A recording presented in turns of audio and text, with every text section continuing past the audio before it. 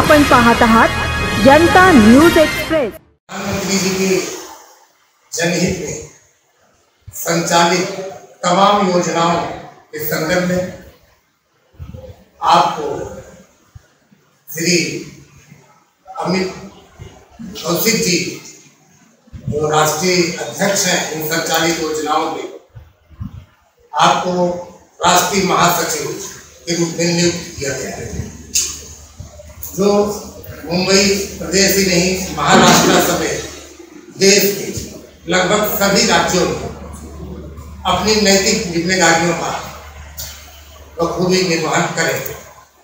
इसके पूर्व आप शिवसेना संगठक प्रमुख मीरा भाईंदर रहे हैं, पूर्व जिलाध्यक्ष राष्ट्रवादी कांग्रेस पार्टी के मीरा भाईंदर रहे हैं, पूर्व प्रकाशन मंत्री विश्वविद्यालय इलाहाबाद के आप रहे हैं, पूर्व अध्यक्ष NSUI इलाहाबाद, तमाम संगठन शिक्षण क्षेत्रों में आपने अपनी सेवाएं प्रदान की हैं और आज इस नियुक्ति जो कल रात को आपको नियुक्ति पत्र मिला हुआ है, उसी संदर्भ में आज आप लोग के सम्मुख अपने आप को उपस्थित करते हुए उस संदर्भ में वार्तालाप करेंगे और आप लोग भी इस संदर्भ में प्रेस विज्ञप्ति आपको मिल चुकी है। आप भी जो भी प्रश्न पूछना है श्री अनिल कुमार उपाध्याय जी से पूछ सकते हैं। धन्यवाद। पहले आप अपना परिचय दीजिए और आज जिस अभियान पे आपकी नियुक्ति हुई उस अभियान के बारे में थोड़ा बताइए। सर, मैं बता देना चाहता हूँ, मैं 89-90 में इलाहाबाद सेंट्रल यूनिवर्सिटी का प्रकाशन मंत्री चुना गया। इसके बाद मुझे NSUI का इलाहाबाद सेंट्रल यूनिवर्सिटी का अध्यक्ष चुना गया। फिर हमारे पिताजी जो भदोही के कालीन नगरी भदोही मिर्जापुर के हैं, हमारे पिताजी भी all India carpet manufacturing association के नेशनल प्रेसिडेंट रहे और मैं बम्बई आया, काम धंधे की तलाश में बम्बई आया, तो मैं 1 साल के अंदर नॉर्थ बम्बई मीरा भाईंदर का राष्ट्रवादी कांग्रेस पार्टी का जिलाध्यक्ष चुन लिया गया। इसके बाद तमाम संस्थाओं से मैं जुड़ा रहा। इसके बाद मैं शिवसेना का मीरा भाईंदर संगठन प्रमुख हूँ और मुझे अभी नई जिम्मेदारी कल 11 गुजरात मिली हुई है। प्रधानमंत्री की जो योजनाएं चल रही हैं पूरे देश में, उसकी मॉनिटरिंग करने का मुझे आदेश दिया गया और मुझे महासचिव चुना गया। मैं रात में ही अपने पत्रकार महोदय से फ़ोन किया, मुझे आदेश मिला कि नियुक्ति पत्र पाने के बाद आपको एक प्रेस कॉन्फ्रेंस करना है। मैंने रात आप अपने पत्रकार महोदय सूचित कर दीजिए। मैं रात में इनको सूचित कर दिया कि सुबह मुझे करना है कि मुझे आज ही रात दिल्ली निकलना है। तो ये सारी योजनाएं के बारे में मुझे अवगत कराया जाएगा, किस किस राज्य में मुझे जाना है। जहाँ भी मैं राज्य में जाऊँगा उस राज्य का मैं गेस्ट रहूँगा और मुझे प्रोटोकॉल मिलेगा उस राज्य का और मैं सारी योजनाएं का मॉनिटरिंग करूँगा, कहाँ योजनाएं कहाँ तक क्रियान्वित हुई, किसको लाभ मिला और क्या क्या बाकी है और सरकार की क्या क्या प्रधानमंत्री की नई योजनाएँ हैं। अभी मुझे बहुत कुछ मालूम है और मुझे दिल्ली बुलाया गया इस ट्रेनिंग के लिए कि क्या क्या योजनाएं हैं अपडेट करना और उसके बारे में। इस पद को पाने के लिए आपने क्या क्या कुछ किया है? सर, हमने बटन 35 साल तक मैंने छात्रों संघर्ष किया। आपको मालूम होगा 89-90 में जब हमारे माननीय प्रधानमंत्री जी विस्तार प्रताप सिंह जी नहीं रहे, उसमें मंडल कमंडल चला हुआ था। अभी मंडल कमंडल रिजर्वेशन चला हुआ था। उसमें उत्तर प्रदेश के मुख्यमंत्री नहीं रहे, मुलायम सिंह यादव जी थे। उस समय मैं इलाहाबाद यूनिवर्सिटी का प्रकाशन मंत्री था और वो अभियान हमने छेड़ रखा था यूनिवर्सिटियों में और हर यूनिवर्सिटी के लोग एक्सेप्ट कर लिए थे मंडल कमंडल, लेकिन इलाहाबाद सेंट्रल शासन अनिल उपाध्याय मंडल हमारे पदाधिकारी उसमें एक्सेप्ट नहीं किए थे। तो माननीय प्रधानमंत्री विस्तार प्रताप सिंह जी मुलायम सिंह मुख्यमंत्री को भेजा यूनिवर्सिटी में, जाइए वहाँ छात्र को समझाइए ऐसा क्यों कर रहे हैं। माननीय मुलायम सिंह जी नहीं रहे, वो आए यूनिवर्सिटी में और पूछे हम लोग से। हमने कहा सर इलाहाबाद सेंट्रल यूनिवर्सिटी मंडल कमंडल आपने जो लागू किया है, इस पद्धति का हार्दिक स्वागत अभिनंदन करता है। हमारे जो छोटे भाई दबे कुचले लोग हैं, मुख्य धारा में जुड़े, ये हमारा इलाहाबाद सेंट्रल यूनिवर्सिटी का स्वागत करता है। लेकिन सर इसकी पद्धति गलत है। अगर हम आईएएस कंपटीशन देते हैं सर, 80 नंबर पाते हैं, हम आईएएस नहीं बन पाते। लेकिन मंडल कमंडल जो कि प्रधानमंत्री द्वारा थोपा गया था, उसका लाभ पाके 5% वाले SC ST ये लोग अगर आईएएस बन जाएंगे। मैंने माननीय मुख्यमंत्री से पूछा, सर बताइए कि हम 80 नंबर पाके हम आईएएस IPS नहीं बन पाएंगे, और 5 नंबर वाले 5% मार्क पाने वाले अगर आईएएस IPS कुर्सी बैठ जाएंगे, देश का क्या हाल होगा। अगर हम अपराधी निकल गए तो क्या 5% वाले मुझे पकड़ पाएंगे। इसलिए मैं मंडल का सर विरोध किया। चेंज करिए। हमारे आज भी हमारे भाई हैं, हमारे बहन हैं, उनके बगैर मैं नहीं, और उनके और मेरे बगैर नहीं, लेकिन देश धर्म बंद करिए। इसलिए मैं उसका विरोध।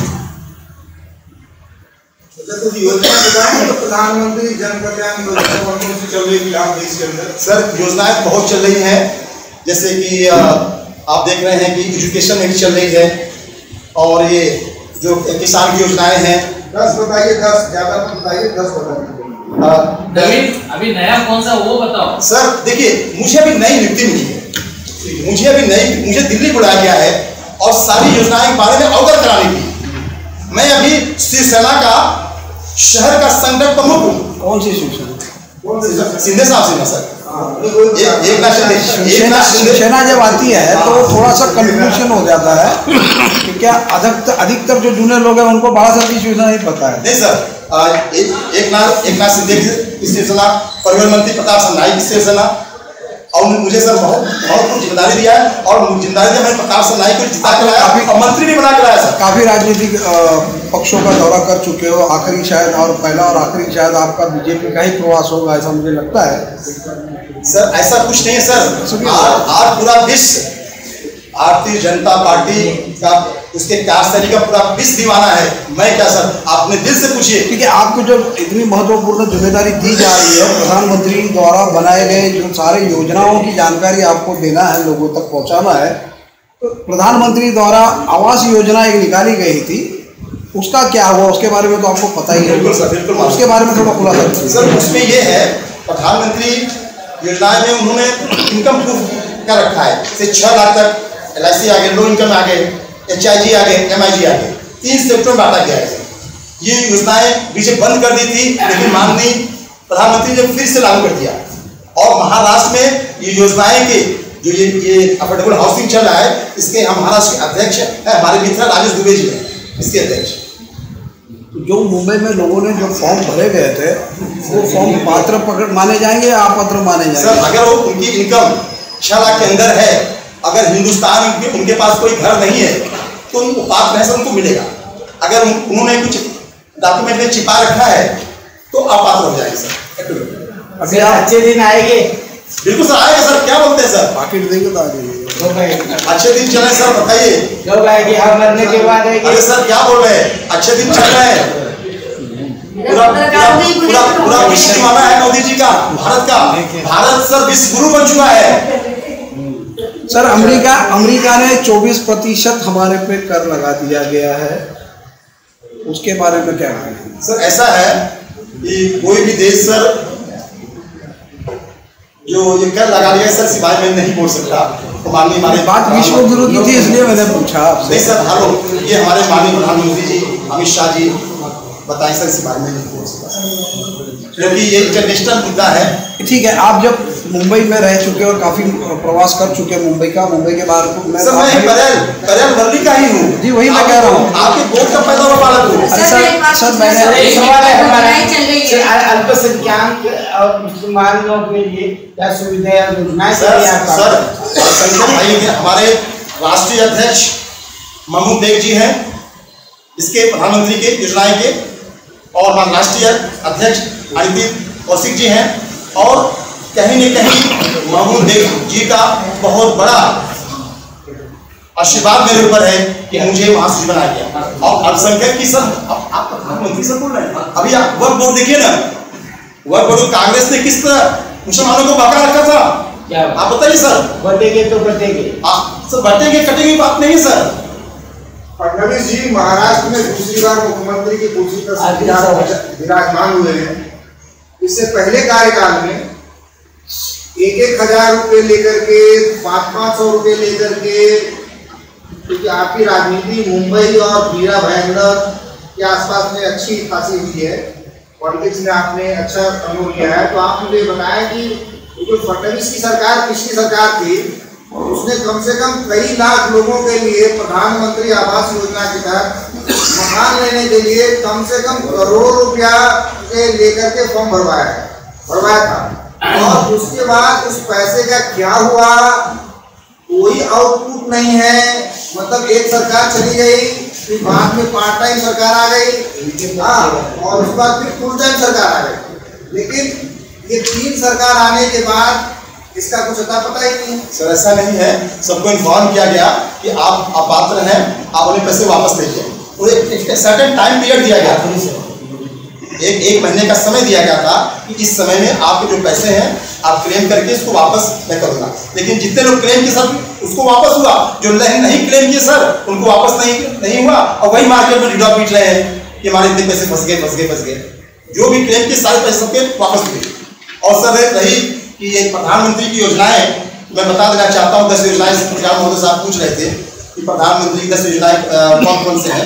पहला तो जनधन योजना है, आवास योजना है, शौचालय योजना है, आयुष्मान योजना है, कन्याधन योजना है, ग्रामीण सुधार योजना है, कृषि योजना है, किसान योजना है, और किसान मानधन योजना है, महिला विकास योजना है। ऐसी तमाम योजनाएं प्रधानमंत्री द्वारा हमारे देश में चल रही है।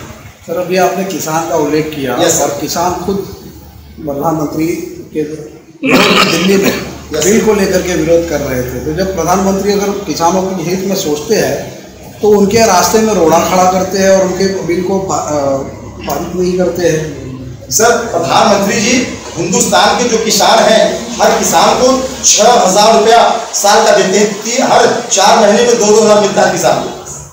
और सर रही किसान जो आप कह रहे हैं किसान मोदी के अगेंस्ट बोल रहे हैं सर, ये कहीं न कहीं कांग्रेस द्वारा, कहीं के हमारे विरोधियों द्वारा उकसाया षड्यंत्र है सर। वकील भी कर रहे हैं, तो वो भी कांग्रेस के ही कहने पे कह रहे हैं क्या? वकील भी आंदोलन कर रहे हैं सर। अब आप तो विकास देखिए सर, देश पहले ये 10 साल में किस तरह देश विकसित हुआ और 60 साल में किस तरह विकसित था, वो तो शीशे की तरह चमक रहा है सर। मतलब 14 के बाद विकसित हुआ है देश सर। आप देखिए खुद ना, आपका विकसित कर सर इंडिया शाइनिंग सर, आपका विकास भारत विश्व गुरु बन चुका है। अभी पूछ रहा सर आपका विकास कब हुआ? 14 के पहले, 14 के बाद? सर जब से मोदी आए देश का विकास हुआ, उस देश से विकास आप लोग, मैं भी हूँ सर। कितनों लोगों का विकास हुआ, इसका बायोडाटा नहीं पूछा सर। आपने कहा कि मोदी जी के आने के बाद देश का विकास हुआ है और देश विश्व गुरु बना है आर्थिक वगैरह, तो मेरे इतना ही सवाल है कि आपका विकास मोदी 14 के बाद हुआ है पहले हुआ?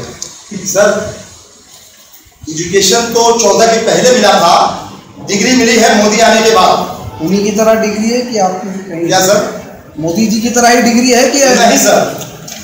हमारा बैकग्राउंड पता कर लीजिए सर, हम छात्र संघ नेता है सर, हम लोग छात्र नेता है सर। क्योंकि एक आखिरी सवाल है सर मेरा, आप अभी मीरा भाईंदर में रहते हो? बिल्कुल सर। पिछले दिनों मीरा भाईंदर की एक खबर छपी थी नवभारत टाइम्स में कि मीरा भाईंदर में प्रदूषण बढ़ रहा है। उस संदर्भ में सर मैं बता देना चाहता हूँ, अमित तिवारी जी ने खबर छापा था नवभारत टाइम्स में, और वो प्रकरण मेरा ही था, और डीवी रियल्टी शाहिद बलवा साहब ने मीरा भाईंदर में new Mira Bhayandar smart city बनाने का कार्य करने की जिम्मेदारी मुझे दिया हुआ था। उस काम को हम बिल्कुल भी निभा रहे थे। स्थानीय कुछ नेताओं ने रोड़ा डाला। नाम नहीं है उनका सर? नहीं सर, नाम नहीं लेंगे सर। स्थानीय कुछ नेताओं संकेत बता दीजिए ताकि हमारे द्वारा उन तक पहुंच सके कि भाई आप लोगों का नाम सर, आप जाइए शहर पता लगाइए सर। सॉरी सर, स्थानीय कुछ नेता लोग थे, उनके द्वारा प्रायोजित कि यहाँ पॉल्यूशन फैल रहा है, शहर में आवाज जावा की दिक्कत हो रहा है, उस काम को रोक दिया गया। रोकने के बाद माननीय नेता महोदय ने मेरी कंपनी श्याम नारायण से उस काम को, चाहे मेरी पार्टी के लोग क्यों ना हो, मेरा विरोध रहेगा, उन व्यापारियों के साथ रहेगा। पहिले सर माझा एक प्रश्न असा आहे की संघटन मजबूत करण्यासाठी तुम्ही कसं प्रयत्न करणार आहात महाराष्ट्रात संघटना बांधण्यासाठी? सर मुझे भी दिल्ली बुलाया गया है इसीलिए कि किस तरह संगठन मजबूत होगा और किस तरह प्रधानमंत्री की योजनाएं हैं जन जन तक कहाँ तक पहुंची है, कहाँ तक आप सभी को लाभ मिला है, उसलिए मुझे दिल्ली बुलाया गया है। वहाँ आने के बाद सर, इसके बाद वहाँ से मुझे भारतवर्ष में सब दौड़े रहेंगे। मैं मई में यहाँ आऊँगा सर, फिर आप जो बोलेंगे मेरे भाई बोलेंगे पत्रकार महोदय, फिर मैं आपसे मिलूंगा, फिर आपसे कुछ ज़्यादा मैं विस्तृत बातें करूँगा।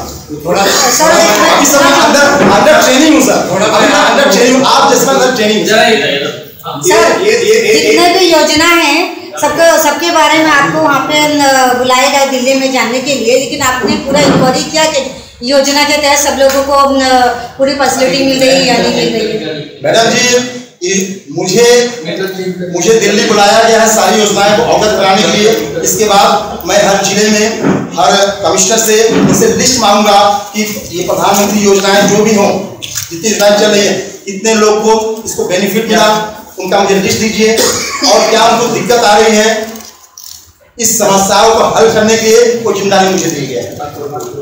राष्ट्रीय महासचिव जिम्मेदारी साहब जानते कि वो महत्वपूर्ण जिम्मेदारी। अचूक बातम्या, निपक्षपाती विचार, अन्यायाविरुद्ध वाचा फोडणारे परखड विचारांचे सार्वभौम दैनिक प्रजासत्ताक जनता।